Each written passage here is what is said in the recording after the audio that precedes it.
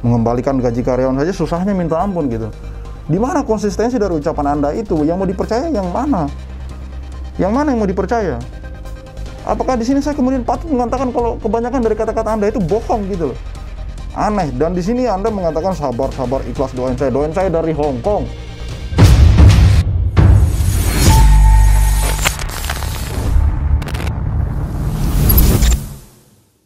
Bismillahirrahmanirrahim. Assalamualaikum warahmatullahi wabarakatuh. Kembali bersama saya Al-Walid. Oke, dalam video ini Prahara Paytren Yusuf Mansur berlanjut ya. Mediasi tripartit antara karyawan atau mantan karyawan dengan PT Feritra Sentosa Internasional atau Paytren dengan mediasi Dinas Tenaga Kerja Kota Bandung. Ini kemarin kita sudah upload juga videonya. Video akan ada atau pihak Yusuf Mansur akan dipanggil oleh Disnaker ya. Dan ini sudah terjadi di Kota Bandung Rabu 25 Mei. Gagar bersepakat. Pihak Paytren terkesan mengulur-ngulur perundingan. Sementara itu, tim pengacara menemukan celah hukum pengguna Paytren bisa menggugat Jam'an atau Yusuf Mansur. Kita tunggu saja. Di sini saya mengatakan bahwa saya sudah tidak yakin dengan apa yang dikatakan oleh Yusuf Mansur gitu. Entah itu video-video lama dia atau yang sekarang hari-hari ini, saya sudah tidak akan percaya lagi dengan kata-kata dia gitu. Karena gimana? Kenapa gitu? Untuk masalah dengan hak karyawan saja yang itu merupakan kewajiban dia selaku pihak Paytren di sini. Masih seperti ini, terseok-seok seperti ini gitu. Ini hak karyawan loh, gaji karyawan yang belum dibayarkan loh. Masih terseok-seok seperti ini. Mereka harus melakukan berbagai cara gitu untuk menuntut haknya diberikan gitu. Ini gaji ya, masalah gaji ya kalau dengan karyawan. Lantas dia mau berkata seperti apa gitu, mau berkuar-kuar di luar sana seperti apa gitu. Teman-teman harusnya bisa melihat dari sini gitu. Oke, kita langsung ke videonya saja. Miris. Kalau selama ini dia sering mengumbarkan berbagi, yang wajib saja dia tidak tunaikan dengan benar gitu loh. Assalamualaikum warahmatullahi wabarakatuh. Ini hari Rabu tanggal 25 Mei 2022. Saya bersama Pak Zeni Mustafa, ya, betul, Sudaryanto, dan teman-teman dari mantan atau memang karyawan PT Feritra Sentosa Internasional atau VSI yang kita kenal dengan Paytren. Pak Zeni, mungkin bisa mengenalkan teman-teman kita yang hadir hari ini. Baik Pak, hari ini saya berada di Kota Bandung. Tadi jam 1 kami melakukan mediasi. Saya mewakili 14 karyawan. Kemudian saya didampingi juga oleh prinsipal atau karyawan yang ganteng-ganteng ini. Iya. Jadi takut kalau saya ada apa-apa, Pak. Iya. Kemudian dari mediasi tanggal 12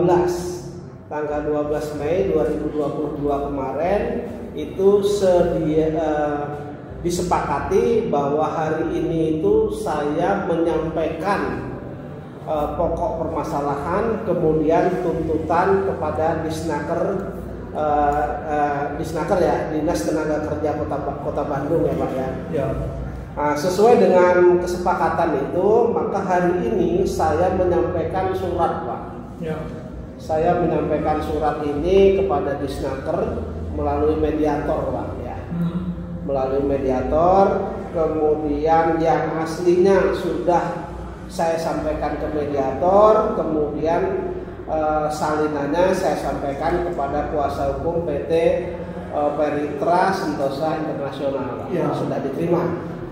Nah, surat saya ini adalah berisi kronologis ya,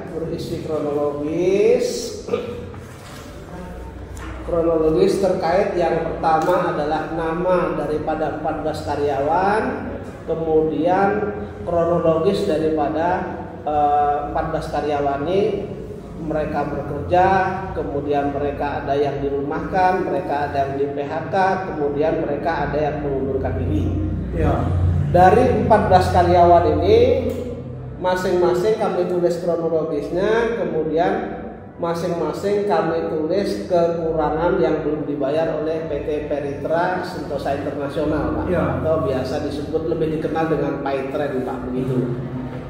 Dari 14 karyawan ini, kewajiban dari PT Feritra Internasional itu tercatat 615 juta Ya.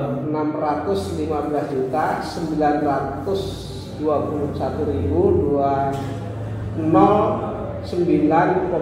rupiah, Pak. Ya. Jadi sekitar ya kita bulatkan saja sekitar 616 juta, Pak. Ya. 616 juta ini yang kita klaim. Ya.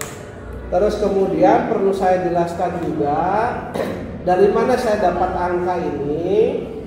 Saya dapat angka ini berdasarkan surat menyurat yang dikeluarkan oleh PT Paitren, ya, PT Peritra Sentosa Internasional kepada karyawan. Ya, ya. Jadi misalnya karyawan yang di PHK, mereka masih ada tunggakan upah, misalnya jumlahnya sekian, kemudian pesangonnya sekian, kemudian uang ininya sekian, mereka sudah tulis. Ya. Jadi kami ambil dari dokumen yang benar-benar memang dikeluarkan oleh PT PSI sendiri, Pak.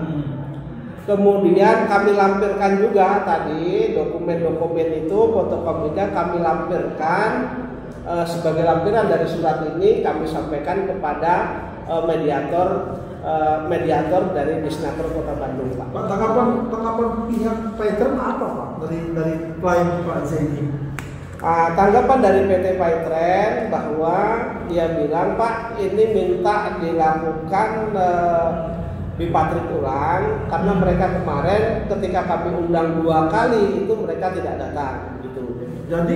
Jadi ulang lagi dong, Pak. Jadi mereka mintanya diulang dulu sebelum repatrit ini nanti ada anjuran, gitu. Ya. Ini kan jadi kesannya mereka ulur-ulur, Pak. Ya, kesannya mereka mengulur-ulur, Pak. Ya, posisinya kalau saya lihat memang ada upaya untuk mengulur-ulur ini sehingga waktunya agak lama, itu ya, waktunya agak lama begitu. Nanti kalau bipatrit lagi, artinya Pak Zaini tetap mengajukan klien ini. Kalau mereka nggak setuju, berarti dilanjutkan lagi ke tripatrit lagi, gitu. Nah, kan sedangkan sekarang kan sudah tripatrit. Nah, sekarang sudah tripatrit, tapi mereka minta dilakukan tripatrit lagi. Cuman tadi berdasarkan kesepakatan ya sudah, yang ini sementara ditunda sementara dulu, terus kemudian mereka nanti kami nanti akan melakukan bipatrit lagi. Cuman karena saya sudah mengundang 2 kali mereka nggak datang, ya saya bilang sekarang gantian kamu yang punya inisiatif, kan begitu. Jadi menunggu mereka mengundang gitu ya, Pak? Mereka menunggu mereka mengundang. Kalau nggak undang-undang itu mereka? Janjinya tadi di depan mediator di minggu-minggu ini akan mengundang, Pak. Oh gitu. Ya, di minggu depan ini akan mengundang.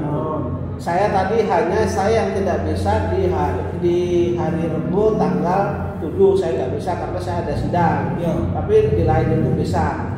Nah, mereka sekarang yang punya gawe, Pak.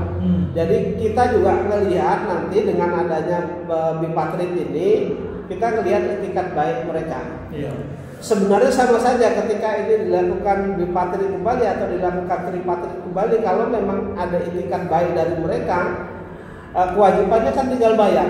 Ini yang bikin seperti ini, kewajiban mereka berapa, kekurangan mereka berapa, ini kan mereka. Iya. Nah, kita hanya menuntut yang diucapkan mereka sesuai dengan ketentuan undang-undang itu aja, Pak. Iya. Nah, Pak Zaini. Iya. Bipatrit nanti mereka nggak setuju dengan proposal Pak Zaini. Lanjut ke tripatrit lagi. Mediasinya deadlock situ. Lanjutannya bagaimana, Pak? Kalau ini nanti sampai dengan bipatrit nanti deadlock lagi, terus bipatrit deadlock lagi, kemudian kita minta anjuran, Pak. Anjuran dari mediator Disnaker. Agar diberikan anjurannya biasanya begini, anjurannya akan mengatakan bahwa perusahaan kurang bayar sekian atau perusahaan sudah bayar. Itu tergantung dari dokumen yang ada, kan begitu. Nah, dari anjuran itu nanti bisa, katakanlah dia menganjurkan bahwa apa yang kami tuntut misalnya itu dikabulkan oleh mediator, ya kami tentu tidak akan mengajukan gugatan, kan. Tapi kalau misalnya si PSI disuruh membayar misalnya 600 sekian, kami tidak gugat, tapi mereka tidak melakukan apa yang dianjurkan, ya kami akan gugat di PHI gitu, Pak. PHI ya? Iya. PHI itu apa, Pak? Pengadilan Hubungan Industrial. Ada di pengadilan Bandung Pak, Jawa Barat. Iya. Pak, harusnya kan ini banyak orang yang berbicara. Ini teman-teman lah. Ada Kang Isaf. Mungkin sebelumnya saya silakan. berkaitan dengan anjuran tadi. Nanti di anjuran itu ada jangka waktu. Iya. Untuk menanggapi anjuran itu. Iya. Dalam artian menerima atau menolak anjuran itu. Jadi sifatnya anjuran tidak ada keharusan harus menerima enggak. Juga tidak ada keharusan untuk menolak enggak. Jadi diserahkan ke pihak karyawan atau pihak perusahaan apakah dia mau menerima, apakah dia mau menolak. Dalam artian kalau dia menerima berarti menerima isi anjuran itu. Gitu. Kalau menolak dia berarti tidak berkenan atau tidak mau memenuhi isi anjuran. Iya. Apabila nanti dari kita menerima mungkin mereka menolak atau kita menolak mungkin menerima atau sebaliknya. Jadi kalau seandainya mereka nggak menerima kita menolak tapi pihak veteran tidak mengajukan upaya hukum, tidak melakukan penggugatan oleh PAI, nanti kita akan maju mengajukan gugatan. Kita menerima tapi kita mengajukan gugatan itu tidak ada masalah karena itu hak. Karena mereka menolak tapi mereka tidak mau mengajukan gugatan. Itu prinsipnya. Jadi anjuran tidak bersifat harus dipenuhi enggak. Jadi apakah menerima atau itu diserahkan ke masing-masing pihak. Dan itu itu merupakan hasil daripada tripartit dan hasil akhir daripada di Disnaker. Untuk langkah berikutnya diserahkan ke masing-masing pihak karyawan atau pihak dari perusahaan. Ini ke teman-teman mungkin ya. Teman-teman ya. Intinya kalau saya kita lihat aja keseriusan dari pihak Yusuf Mansur. Kalau memang tripartit kedua ini kemudian dilaksanakan dan masih ada terkesan mengulur-ngulur waktu, berarti memang ada kesengajaan untuk tidak memenuhi hak-hak dari para karyawan itu tadi ya. Nanti kita tunggu aja teman-teman minggu depan atau 2 minggu ke depan gitu. Kita lihat saja perkembangannya seperti apa gitu. Apakah sesuai dengan apa yang kita harapkan atau malah sebaliknya gitu.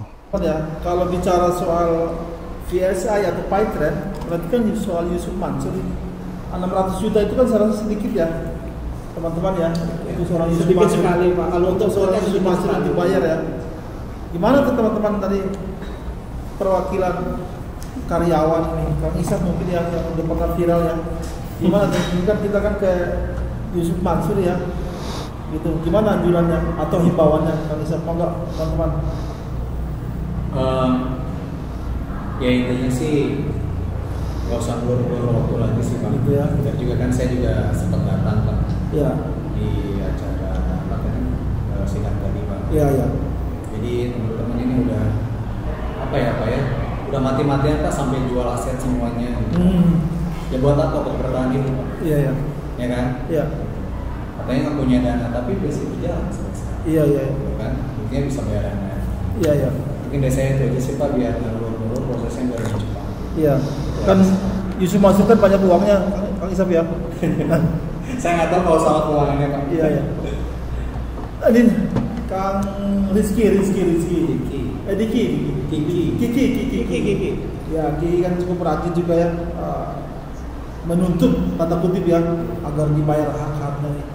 Kalau kayak gini keadaannya, dulu gini, Kiki gimana Kiki tanggapannya Kiki sebagai karyawan Kiki? Ya mungkin ya dulu enjoy aja sih Pak. Iya. Maksudnya nggak kayak sekarang gitu. Iya.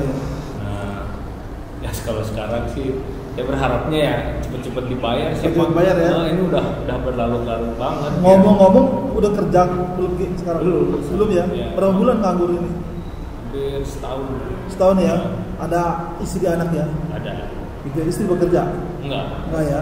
Jadi agak repot juga ya kamu iya, ya? Teman satu siapa namanya kan? Ali. Oh Ali nih balik lagi. Ya. Kalau menurut saya sih ya sama seperti kayak Pak Isaf sama tadi Kiki sampaikan. Pengennya sih kita tidak terlalu terjadi. Pengennya kan tadi kan yang ditekankan oleh lawyer dari sana itu kan ingin mengikuti proses hukum yang berlaku. Kalau memang seumpamanya mengikuti proses hukum yang berlaku, kenapa tidak penuhi saja itu kewajiban ini? Kenapa harus berlalu-lalu? Kenapa harus tadi masalah administrasi lah apa? Iya gitu ya.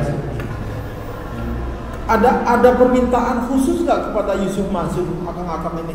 Ada permintaan khusus nggak? Sebelum ke sana sih saya saya sama teman-teman sempat ke manajemen dulu nih, gimana nih pembayaran kita gitu. Ya kita dari dulu numis gitu loh, nanyain pembayaran gimana ya, tapi dari luar manajemen hanya bisa membalas sabar, doain aja. Jangan sampai kapan maksudnya sabar sampai doain aja. Kita kan udah tahunan juga gitu. Iya. Kalau sabar kan nggak ada batas, tapi masa terus-terusan sih ya. Iya. Kalau menurut kan nggak ada sabarnya Pak. Iya. Itu aja. Sebenarnya karyawan yang punya masalah yang sama, sebenarnya apa cuma 15 orang ini saja atau? Ada sih Pak. Ya. Ada beberapa teman-teman yang ingin menyampaikan, maksudnya sama dengan kita juga sih Pak, misalnya membuat haknya gitu dibayarkan. Cuma sampai sekarang mungkin nanti dia menunggu kabar lagi paling Pak. Oh gitu ya? Iya. Gitu. Ada sih beberapa teman-teman juga. Iya. Kalau doakan Pak Zeni dan Pak Sudaryanto. Amin Pak. Jadi sedikit saya tambahkan Pak. Jadi dari teman-teman karyawan Paytrend atau ex Paytrend ini sebenarnya ada juga yang sudah telepon saya, cuma karena saya bilang begini, ini yang 14 sudah berjalan, saya bilang gitu. Terus kalau yang lain misalnya ingin saya dampingi, saya bilang saya selaku kuasa hukumnya, saya bilang saya minta untuk berkoordinasi kepada Pak Isap maupun Pak Kiki yang berada di Bandung. Jadi dikumpulkan beberapa orang dulu, nanti baru kemudian kita proses. Gitu Pak. Nah, cuman sebenarnya terkait dengan kronologis, terkait dengan hak-hak daripada 14 karyawan yang belum terbayar ini kan sebenarnya jumlahnya terlalu sedikit lah untuk owner dari PT Peritra Sentosa Internasional Pak. Iya. Hanya 615 juta 921.029,6 rupiah. Sedikit sekali itu Pak. Sedikit sekali. Bagi ownernya ini. Yusuf Mansur ya. Saya kalau melihat dari YouTube beliau, berita-berita beliau kan flexing atau pamer, katanya bayar pajak itu satu hari antara 100 sampai 200 juta satu hari. Kemudian satu bulannya bagi-bagi duit antara 10 miliar sampai dengan 15 miliar. Jadi saya minta tolong ini kepada pejabat PT Peritra Sentosa Internasional, tolonglah dibayar gaji-gaji daripada klien saya yang pernah bekerja di PT Paytrend atau saat ini sedang dirumahkan. Karena kondisinya memang kondisi keuangan mereka sangat jelek sekali, dan bahkan ada yang ngomong sama saya, kemudian WA sama saya, akibat dari bayaran upah atau gaji atau pesangon ini mereka sampai pinjol Pak. Pinjol itu pinjaman online kalau nggak salah. Saya sendiri kurang tahu, tapi mereka pinjol itu apa, saya bilang gitu. Ternyata pinjol itu pinjaman online Pak. Jadi mereka terbiasa dengan gali lubang tutup lubang, pinjol sini, tutup pinjol sini, pinjam. Ini kan akibatnya juga nanti tidak bagus Pak. Di samping mereka pasti terjerat dengan bunga-bunga yang cukup besar, ya kan? Dan secara syariah kan juga tidak bagus Pak. Apalagi mereka ini kan bekerja di perusahaan yang mendeklarasikan diri bahwa mereka perusahaan syariah. Seharusnya mereka juga menjaga bahwa biar karyawan-karyawannya juga syariah. Itu saja Pak. Pak Jenny, saya dengar-dengar juga ada lagi celah hukum yang mau digugat oleh para anggota atau para anggota Paytrend itu, pengguna aplikasi Paytrend. Gimana Pak Jenny? Begini. Sebagian besar memang ada yang sudah menghubungi saya terkait dengan hak mereka yang pernah menjadi nasabah Paytrend ataupun bahasa mereka itu mitra kerja Pak. Yang mereka sudah membayar terus kemudian ternyata tidak bisa digunakan kan begitu Pak. Gitu ya. Saya tidak begitu tahu juga, tapi bahasa mereka saya sudah mengeluarkan uang Pak, tapi fasilitasnya tidak bisa digunakan kan begitu. Jadi ada kemungkinan situ ya Pak Jenny ya? Kalau itu yang terjadi, Kalau itu yang terjadi, saya bilang itu ada pidananya. Gitu ya. Nah, tolong begini saja, saya bilang yang merasa itu memang merasa mereka dirugikan, kemudian mereka mau menuntut, kumpulkan semua dokumentasinya. Saya bilang kapan kita ketemu, nanti dokumennya kasih ke saya, nanti saya pelajari. Kalau di sana saya temukan baik itu pidana maupun perdata, nanti saya dampingi secara cuma-cuma. Oke. Kita tunggu berita berikutnya Pak Jenny ya. Nanti kabar-kabarnya insyaallah. Iya. Oke. Saya rasa cukup ya teman-teman ya. Oke. Saudara-saudara, demikian Pak Jenny, Pak Sudaryanto dan teman-teman mantan atau malah masih menjadi karyawan ya Fighter hari ini menyampaikan permasalahan mereka sehubungan dengan upaya tripartit dari dia yang boleh dikatakan belum menemukan hasil. Tapi juga kita saat ini belum juga masalah mantan karyawan dan karyawan Fighter yang selesai, rupanya mulai ada masalah baru lagi menyangkut Fighter dan ini ada celah hukumnya insyaallah ya Pak. Insyaallah Pak. Terima kasih banyak. Ya, itulah wawancara Pak Darsa dengan Pak Zaini Mustafa selaku lawyer dari 14 karyawan Fighter yang menuntut haknya gajinya dibayarkan oleh pihak Fighter atau Yusuf Mansur di sini ya. Saya bacakan hadis riwayat Ibnu Majah, berikanlah pekerja upahnya sebelum keringatnya kering. Saya ulangi, berikanlah pekerja upahnya sebelum keringatnya kering. Dalam hal ini bukan lagi kering ini pekerja ini keringatnya bukan lagi kering, tapi sudah basah oleh air mata gitu. Udah bertahun-tahun. Hadis tersebut sudah jelas tertera bahwa memberikan upah pekerja adalah hal yang perlu dituntaskan secara cepat. Menunda pemberian gaji terhadap karyawan masuk dalam tindakan yang zalim. Ya, sekali lagi saya mau tekankan bahwa berhentilah berkuar-kuar berbagi sana kiri kanan kalau ternyata yang wajib saja Anda susah untuk memenuhi gitu dan terkesan pelit di sini. Pelit banget gitu loh. Seperti apa yang dikatakan oleh Pak Zaini Mustafa tadi. Pernah Yusuf Mansur, dan saya sudah melihat sendiri dalam videonya itu wawancara kalau tidak salah di TV One, di channel YouTube TV One saya nonton, dia bilang dia membayar pajak itu sehari antara 100 sampai 200 juta sehari gitu. Mengembalikan gaji karyawan saja susahnya minta ampun gitu. Di mana konsistensi dari ucapan Anda itu? Yang mau dipercaya yang mana? Yang mana yang mau dipercaya? Apakah di sini saya kemudian patut mengatakan kalau kebanyakan dari kata-kata Anda itu bohong gitu loh? Aneh. Dan di sini Anda mengatakan sabar, ikhlas doain saya dari Hong Kong.